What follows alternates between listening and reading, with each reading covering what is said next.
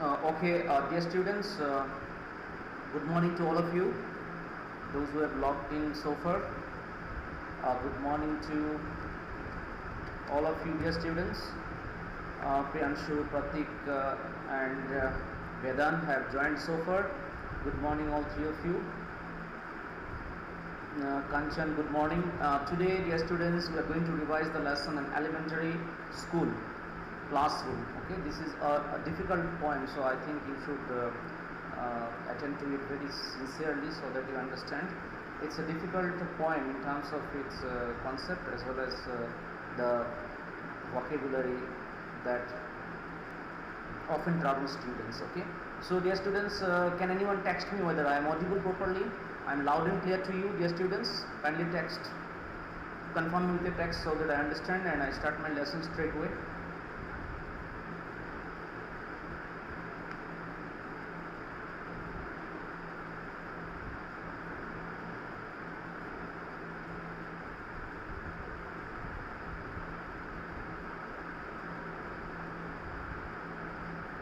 Dhanasri, good morning.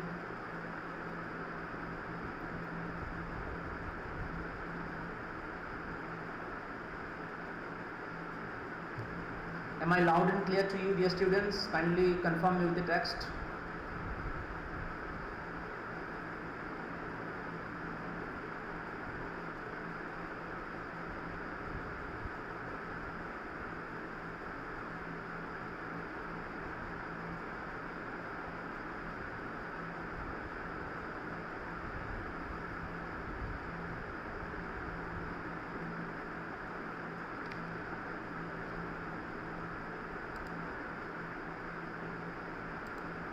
Dear students, am I audible to you?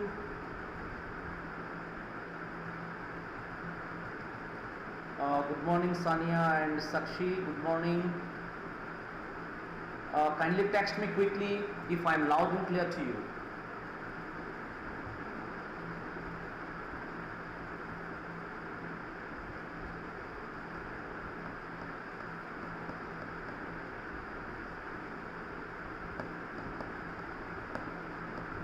Okay, thank you, Dhanasri. Thank you so much for your confirmation. Okay, dear students, today we are going to revise this lesson, elementary school classroom in Islam.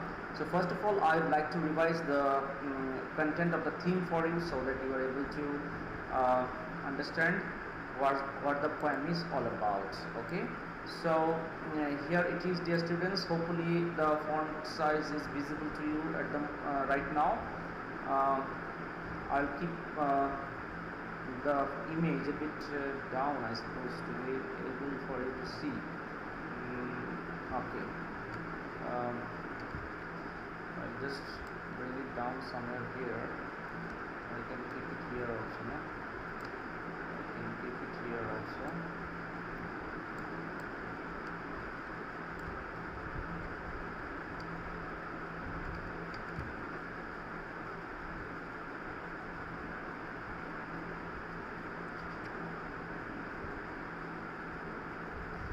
Okay, dear students, as you can see on the screen, this poem casts doubt about the purpose of education to the slum children. Okay, this poem raises questions about the purpose of education to the slum children. Okay, slum children might be knowing. Okay, children belonging to slum areas. Okay, it contains Spanders. That is the poet. It contains Spander's views about slum schools and the purpose behind establishing such schools. Because government establishes such schools, but they do not take care of the infrastructure and the teaching resources, learning resources. So these schools are left uncared by the government. As a result, the children do not get interest in learning lessons, and there is hardly any teaching aid also available, and whatever little aids are available, whatever few aids are available, they are of no use to the students. Okay, because they cannot relate those teaching aids to their everyday life. Next, the poet thinks that lives of slum children will remain miserable unless they are educated and shifted elsewhere. Okay, so according to the poet, the slum children will remain miserable if not they are educated properly and shifted elsewhere. Okay, because in this particular place it is next to impossible for slum children to learn anything due to lack of infrastructure, due to lack of teaching aids, due to lack of learning environment. The poem is a fine combination of hope and despair for the humanity, unlike the dark vision of T.S. Eliot's The Wasteland. Okay, T.S. Eliot's Wasteland was a dark poem, of course, but this poem is a combination of hope and despair. Okay, towards the end of the poem, the poet has established some kind of hope for the slum children, although it is pure imagination, but mostly the sense of despair, okay, the feeling of despair prevails for the entire duration of the poem, except for last few lines where the poet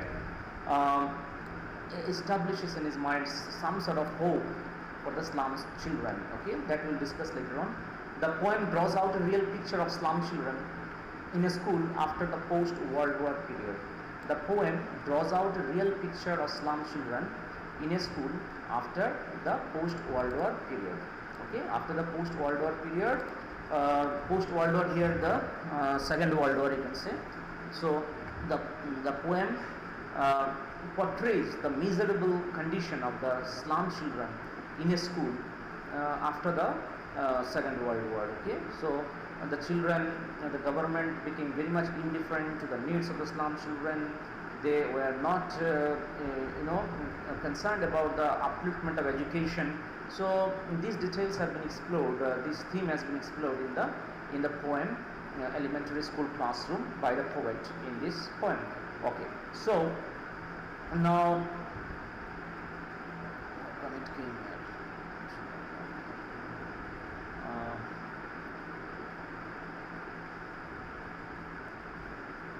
okay, dear students, I will teach you straight away from my website. It will be better for you. I will teach you straight away from there.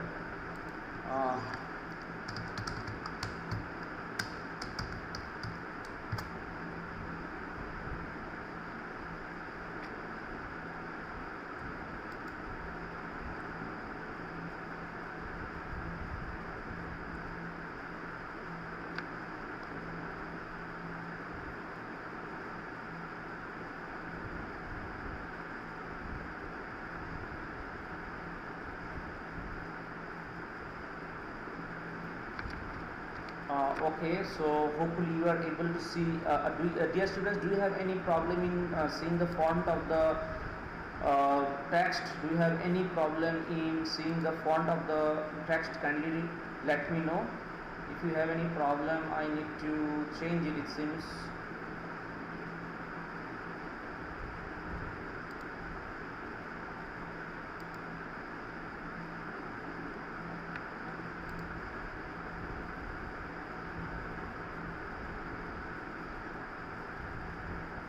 Hopefully you are able to see now.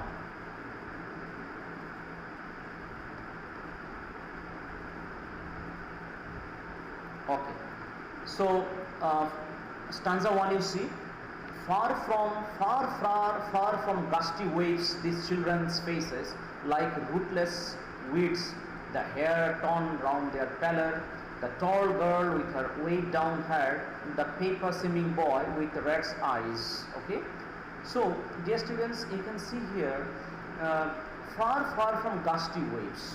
Gusty waves refers to strong waves. Slum children are away from beautiful sights of nature. Slum children are away from beautiful sights of nature. So dear students, a proper natural setting is very important for the growth of children. Okay, so the children should be having experience of river, they should have the experience of a lot of greenery all around, they must have experience of lake, okay, lot of trees and all the beautiful landscape, because in the lack of nature the growth of children is very much healthy, understood. Therefore the poem starts with this very much fact that the place where the slum children reside, in this place there is no landscape. Okay, there is no sea around, there is no river around. Okay, so they live in a very congested place, which is not an ideal environment for the slum children to grow. Okay, therefore the poet starts with this particular fact: far, far from gusty waves, these children's faces, like rootless weeds. Rootless weeds here, unwanted plants, here useless or untidy hair. Okay, so here you can see the children live far away from the natural landscape, which is very much required for the holistic growth of a child. Number one. Number two, their hair looks like rootless weeds. Okay, like rootless weeds, the hair torn down their pallor. Pallor means here face. Okay, pale face, you can say pale face. So their hair has been compared. Pale hair has been compared with rootless weeds here. Okay, rootless weeds here, because their hair is very untidy, very much dirty. Understood? So hair, as if torn apart, falls on their pale faces. Okay, like the rootless weeds having no roots, like the rootless weeds. Okay, they appear to be very much untidy and torn apart. Okay, torn apart because their hair is dangling on their face, they are not properly tied up. Okay, so second line, the poet compares the torn hair, not torn exactly, the shabby hair, the shabby or the dirty hair of the slum children, which is dangling on their pale face, like rootless weeds. So there, the untidy hair has on their pale face has been compared to rootless weeds in the second sentence. Now the third sentence, you see the tall girl with her weighed down head. Okay, there is another tall girl in the class who is having weighed down head. Weighed down head means here heavy head due to malnutrition. Okay, the head is very much heavy. Okay, so this is the symptom of malnutrition. The girl in particular, I mean all the children in general, and this girl in particular, because her instance has been given here. So here in this context, the girl in particular is the victim of malnutrition, which is evident from her heavy head. Okay, oversized head. Okay, so that's it. And then another reference of another boy is given here in the same line. You see the paper simming boy. The boy appears to be as thin as the paper. Okay, the paper simming boy. So here the boy is also the victim of malnutrition with rat's eyes. Eyes are not properly developed. So he has hollow eyes like those of the rat. Okay, why? The eye of the slim boy, the thin boy, not slim exactly, thin boy. The eyes of the thin boy has been compared to those of the rat. Why? Because the boy, number one, is very thin and having eyes which are as hollow as the eyes of a rat. Therefore, the hollow eyes of the paper simming boy has been compared with the rat's eyes in this line. So dear students, from stanza 1 what we have learned, in the very first stanza the poet has introduced the fact that the place where the slum children live is not congenial or is not in the words of the computer, compatible with the holistic growth of the children. And then he goes on to give some instances of malnutrition, okay, being faced by the children here. Okay, first of all, he has said the untidy hair, untidy hair on the pale face. Untidy hair is dangling on the pale face of the children like rootless weeds. Then he goes on to give some specific instances. First with the instance of a tall girl with a very heavy oversized head, which goes on to suggest that she is the victim of malnutrition. Okay, malnutrition. And then he goes on to give an instance of a a boy who is very thin and his hollow eyes have been compared with those of the rat. Okay, so from stanza 1 we have come to know about the fact that the children who are living in slum areas, they are the victim of malnutrition. Okay, they are suffering from malnutrition. Okay, so they have improper body growth. They have the improper body growth. Okay, so that is what is the meaning of this these few lines. And here the tall girl is the metaphor for almost all the girls in the village, in the slum, and the paper swimming boy is also the metaphor for all the boys who are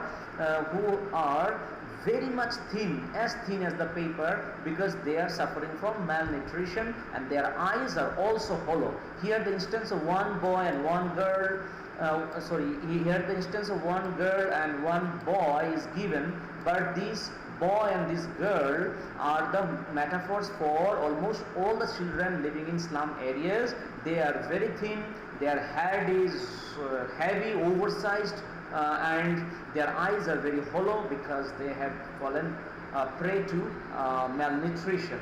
Okay, so that's all about stanza 1. Okay, so before I proceed to the next stanza, I've got a question. Okay, I've got a question. Priyanshu, do you have any doubt from stanza 1? You please text me, Priyanshu, if you have any doubt from stanza 1, as well as others who are watching watching me right now. Do you have any question from stanza 1? If you have any question, I will resolve your query. Otherwise, I will proceed with the next stanza.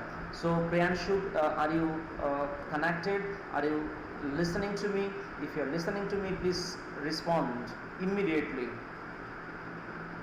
And others also, those who are listening, those who are watching me, you can kindly text your query, or you can okay, this is the only way, so you have to text your query if you have any doubt. Just write down line number 1, line number 2 likewise if you have any doubt, so that I can explain that particular line once again.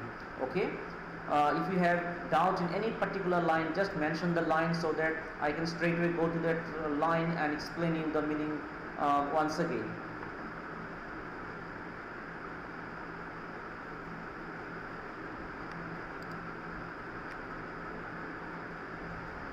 Swapnita, good morning. Ankit, good morning. Aman, clear sir. Okay. Priyanshu, can you hear me? Anish, good morning. Shubham Chandal, good morning. Okay. Thank you, Pratik. Thank you. Priyanshu seems to have gone offline, it seems, because he's not responding. Okay. So let me continue with the next stanza then. Hopefully Ankit, yeah, okay. So Priyanshu hopefully is not there. Okay, so let me continue, dear students. Let me continue with the next stanza. Okay, before I continue, dear students, I would like to paraphrase what I have just said about stanza 1. Okay, so I am going to paraphrase it for you. The poet here describes the miserable condition of the children sitting in a classroom in a slum school. From gusty waves means children are away from the beautiful sights of nature, which is indicated by their appearance. So dear students, in the very first line you have come across gusty waves. Okay, that is the strong waves. So gusty, strong waves of the sea. So this gusty wave is an imagery, okay, of the sea, and this particular gusty image wave represents all the beautiful sights of nature, okay, which the slum children are deprived of, okay, which the slum children are away from. That is why the poet in the very beginning has mentioned about gusty waves to indicate that children are away from the beautiful sights of nature. Okay, and how is it understood? It is understood because it is understood with their appearance, okay, or by their appearance it can be understood, because they have very improper growth. Improper growth means their did not have healthy growth because they are away from nature, and moreover they are the victims of malnutrition. They are the victims of malnutrition. Okay. So next you see a tall girl in the classroom with a heavy hair. Sorry, here now the hair which look untidy and fall on their pale face is compared to rootless weeds here. As weeds are unwanted in a garden, similarly hair on their head appear to be unproductive as well. Okay, so dear students, this line you can write from my website. Okay, this is important explanation. Okay, as weeds are unwanted in a garden, similarly the hair on their head, the hair which is dangling on their head appear to be very much unproductive as well. Okay, next, a tall girl in the classroom with her heavy head looks sad. A tall girl in the classroom with her heavy head looks sad. Her heavy head represents her abnormal growth due to malnutrition, which I have already explained to you. Next, one boy sitting in the class is as thin as paper. Okay, he has hollow eyes like those of a rat. He has hollow eyes like those of a rat. He too is the victim of undernourishment due to glaring poverty. So he is also suffering from malnutrition, okay, or undernourishment. Therefore, he is as thin as paper and his eyes are also hollow. So if you are asked in the examination, in the test which is going to be held this month, if you are asked to give instances of the slum children being the victim of malnutrition, you've got to mention all this about the girl, about the boy, okay, and how are they compared to the rootless weeds. All this you have to mention in your answer, okay, point wise. Understood? Now let me continue with the second stanza. You see, or you can say the part 2 of the stanza 1, okay, the stunted unlucky hair of twisted bones. Okay, here another example of a student who is the victim of malnutrition. Here the poet says that the stunted unlucky hair of twisted bones. Okay, stunted unlucky hair means undernourished unlucky successor. Hair means your successor. Okay, successor, a son, for example. Who is called successor, dear students? Successor means a son is the successor of his father, a daughter is the successor of her father. Understood? The successor means hair, H-E-I-R. Example I have given you. So why is the boy called the unlucky successor of his father? Because he has genetically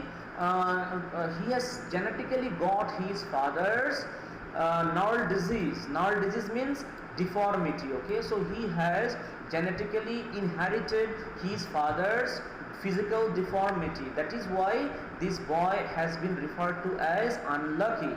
Okay, the stunted means not having proper growth. The stunted unlucky hair of twisted bones. Twisted bone here refers to physical deformity. Okay, deformed body is indicated by twisted bones. Okay, the bones are not properly aligned, bones are twisted. It means the boy is the victim of physical deformity.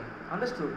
So here in these 2 lines the poet has introduced another boy in the class, okay, who is also the victim of malnutrition. Okay, so he has very improper growth and he is unlucky because he has inherited his father's disease of physical deformity, reciting a father's null disease. So while the boy is reciting something, okay, it is very evident from the from his physique, from his body, that he has inherited the deformed body from his father. Okay, next, his lesson from his desk. Whenever he is reciting his lesson from his desk, the poet says that it is indicated by his physical appearance that he has inherited the physical deformity from his father.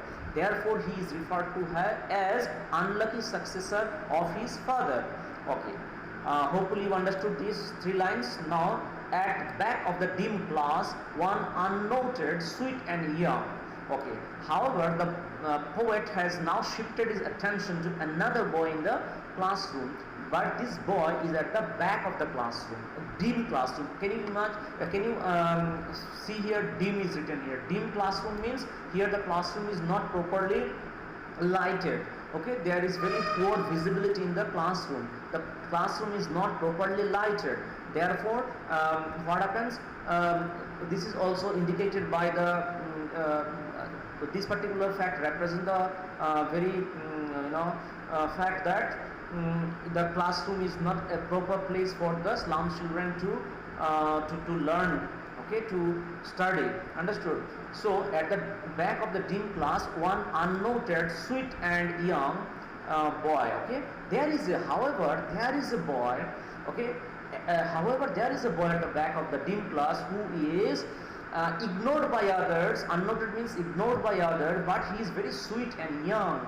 Okay, out of all the deformed people, only one boy is there who is seated at the back of the dim class, who is often unnoticed by the teacher, is however very sweet and young. Is very much sweet and young. His eyes live in a dream. His eyes live in a dream of squirrel's game in a tree room other than this. Dear students, it means, let me tell you the meaning of this. Why is the boy compared to a squirrel here? Because like the squirrel, the boy is very much proactive. The boy is very much, you can say, very much, full of life. Okay, the boy is very much lively and vibrant like the squirrel. Okay. As the boy is very much lively and vibrant, therefore the boy has been compared to squirrel here. Okay, and another thing is mentioned here, like the boy is seated in the last row of the classroom, but his mind is not there in the classroom. His mind is there, in the lap of nature. Okay, where the squirrel plays the game. Okay, in a tree. So the boy is physically present in the classroom, but his mind is in the lap of nature. Okay, where the squirrel plays game in a tree. Okay, like a squirrel plays game in a tree. Okay, in the same place the boy's mind is also there in the lap of a nature, near the place where the squirrel plays his game in a tree. Understood? Tree room. Tree room means the boy thinks a squirrel game into the hollow of a tree rather than this cramped classroom. Okay, the boy's attention is focused on a particular tree where the squirrel plays game in the lap of nature instead of being in the classroom. So the boy is physically present in the classroom, but mentally he is very much present with the in a particular place where squirrel plays game in a tree in the lap of nature. Okay, so you understood, dear students?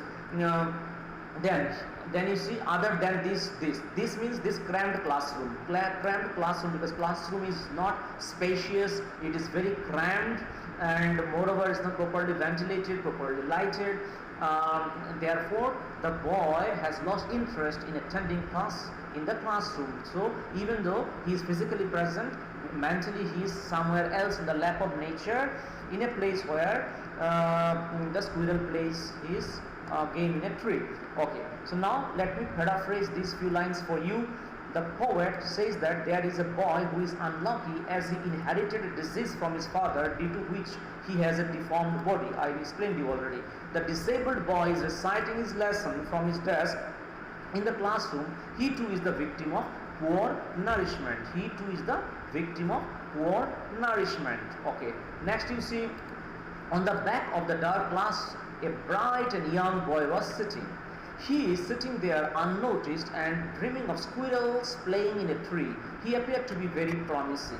The boy is very lively and vibrant like the squirrel, and the boy's attention is shifted, okay, to a place where the squirrel plays game in a tree in the lap of nature. The dull and uninteresting ambience in the classroom has failed to arrest his attention. Okay, so the child, being a child, requires a lot of activity, a lot of fun and frolic in the classroom. which is missing in the slums classroom. Therefore, his attention is not confined to the classroom. His attention is shifted to somewhere in the lap of nature with squirrel. Understood? So that's all about stanza 1 part 2. Okay, dear students, so if you have any kind of query, you can ask me at the moment.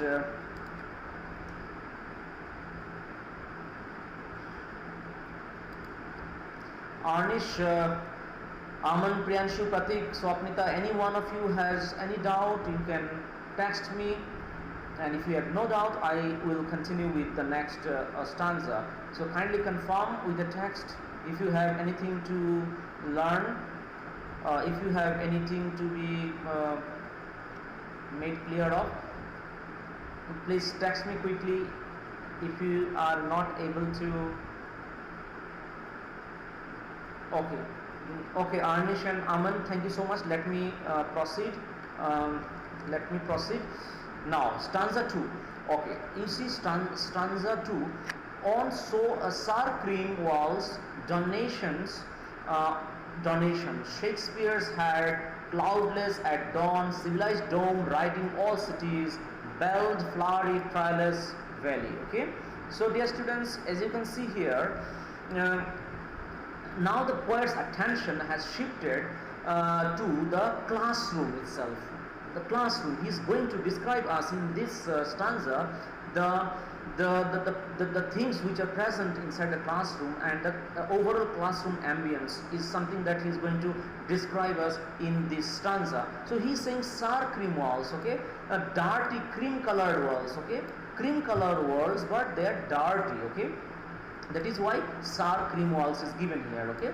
Sour here refers to dirty cream colored walls are there in the classroom, and then donations, the classroom has been littered with some irrelevant donation, okay, irrelevant donation in the form of you can say teaching aids, okay. So what are these irrelevant donations littered in the classroom, or you can say pasted on the walls of the classroom?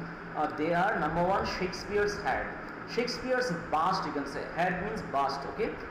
Shakespeare's bust is also there in the classroom, and then the picture of cloudless at dawn, civilized dome, okay. So these are the and also the pictures of some civilization, some the picture of a civilization has also been given, some kind of civilization is also given, okay.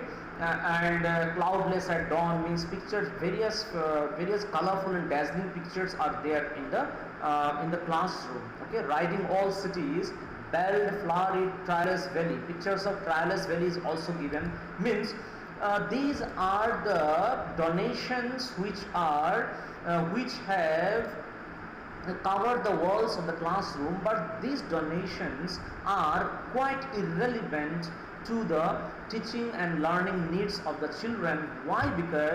Because these children have not come out of their slums, so they are not familiar with the beautiful pictures and beautiful civilization that have been, the pictures of which have been pasted on the walls of the classroom. So as the pictures, and Shakespeare is quite unfamiliar to them because they are very small and they are not taught Shakespeare yet. Therefore, these pictures and Shakespeare's head, these things are quite irrelevant to the learning needs of the children. Therefore, the poet says that even though there are a couple of donations in the classroom, but these donations are irrelevant to the learning needs of the children. So now let us study the vocab part. Okay, vocab part, you see, sour cream walls I discussed. Shakespeare's head means donated bust of William Shakespeare. Okay. Cloudless at dawn. Cloudless of dawn means clear sky early in the morning. The pictures of cloudless at dawn means pictures of clear sky in the morning have also been pasted on the walls of the classroom. Then civilized dome means high-rise domes of modern civilization. Okay, the pictures of high-rise domes of modern civilization, pictures of clear sky early in the morning, then bust of William Shakespeare. Okay, and then Trellis Valley pertaining to the Tyrol and Austrian Alpine province. Okay, so the pictures of these flourished civilization like a Tyrolese valley is also given. Here high-rise domes of modern civilization are given. These things are quite irrelevant to the needs of children. Why? Because children have not come out of the slums so far, dear students. Therefore, these pictures are very much irrelevant to the needs of the learning needs of the children. Okay, these pictures, understood? So these donations, to be more precise, which are all pasted on the walls of the classroom. So what are the donations pasted on the classroom? Shakespeare's had pictures of cloudless, pictures of clear sky, okay, then pictures of civilized dome, high-rise domes of civilization, modern civilization, then picture of Tyrolese valley. These donations are irrelevant. Now let me paraphrase these lines for you. The walls of the classroom are pale and dirty. On these walls, a host of donated teaching aids have been set up or put up. These objects on the wall represent the world of the rich and the prosperous. Yes.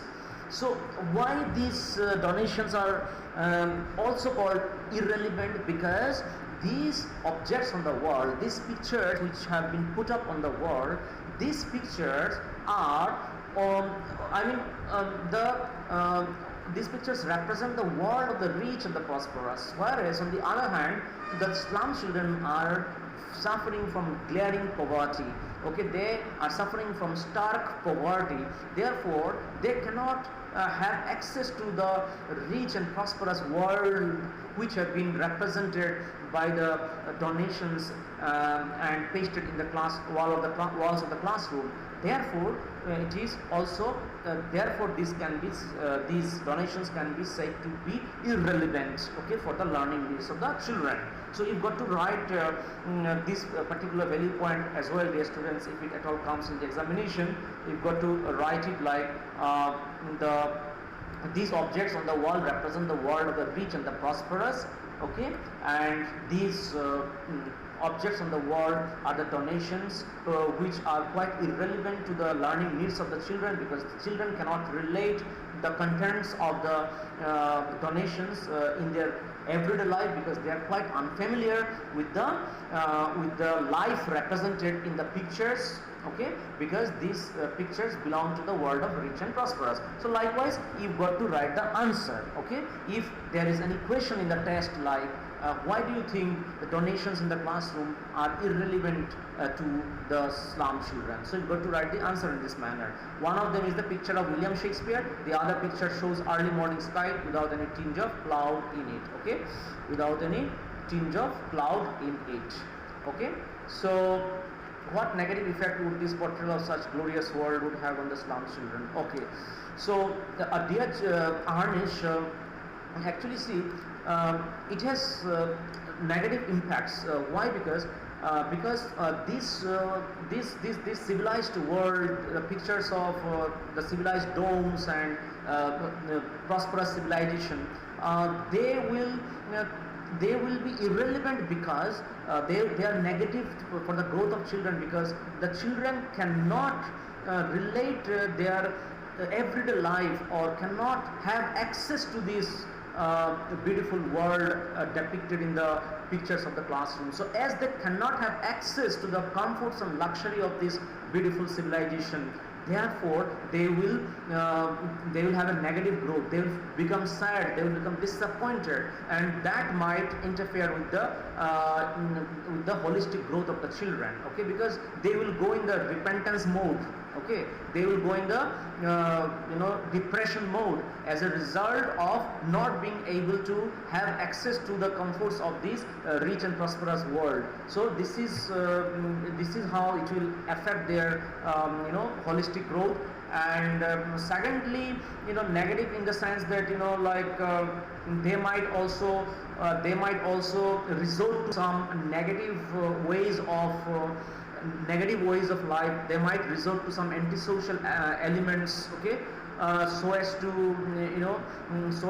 make their lives better, because they are not having money, so they cannot have access to some of the some of the privileges of life. So they might resort to violence, they might resort to petty thievery, they might resort to snatching, they might resort to killing, okay, to fulfill their wishes or fulfill their desire, of life.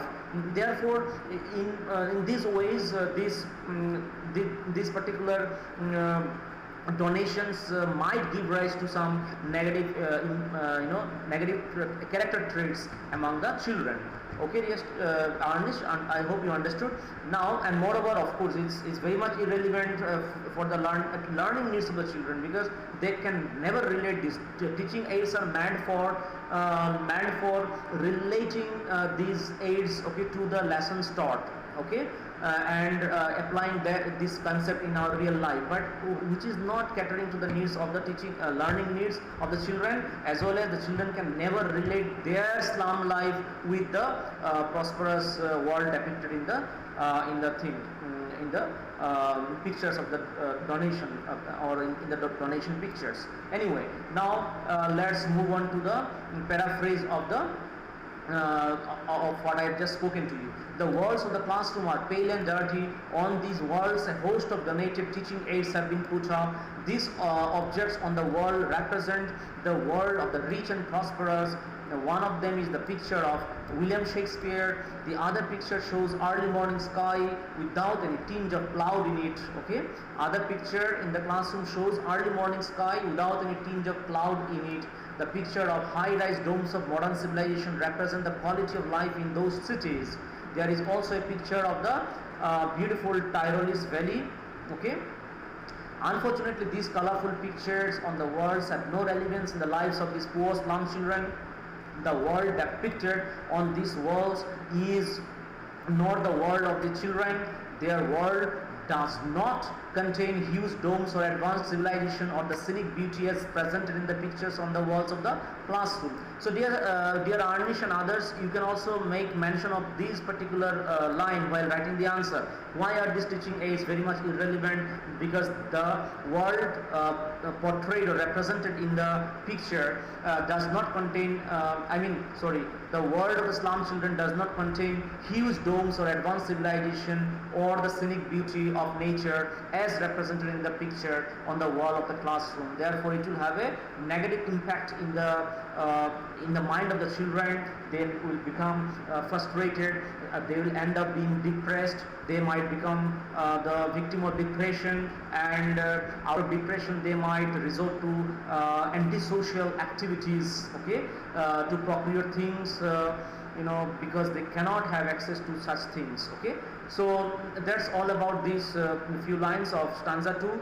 And now stanza 2 part 2, dear students. I have run out of time actually, because I have got another class scheduled for me at 11:50. Repentance and depression. Yes, repentance, of course. Repentance in the sense that they will go into the world of depression. They will go into the state of depression, and of course, repentance will give rise to depression, and out of depression they might resort to some antisocial activities. Okay, in this way they will have negative impact. They will have negative impact. So that is why, and moreover from the educational point of view, they are quite irrelevant, because they can never relate these teaching aids, okay, in their life, because they have never seen such life, such beautiful life as portrayed in the picture. So thank you dear students, but all of you please do come a bit early so that I can continue my lecture. I have got another class scheduled, so I've got to wind up my lecture now. So in the next class hopefully I shall be able to finish, or if not I need another class, but you come a bit fast so that I can continue, I can sort of expand the duration of my lecture for some time more if you come sharp at 11 o'clock, okay. So have a nice day dear students. Have a nice day. You come on time in the next class. I shall continue with my revision lecture of the same poem for another 2 classes, because this poem is very difficult. I've got to go a bit slow actually, okay. This poem is the most difficult among all the poems in the syllabus, and I shall forward you the weightage of marks given to different areas of English test in the PDF, dear students. In the PDF I will forward you the PDF. I'll forward you in your WhatsApp group. Okay. So dear students, let me wind up now. Take care, and please update your notebook status and do upload on my website. Okay. Thank you so much. Let me sign off now. Take care and have a nice day.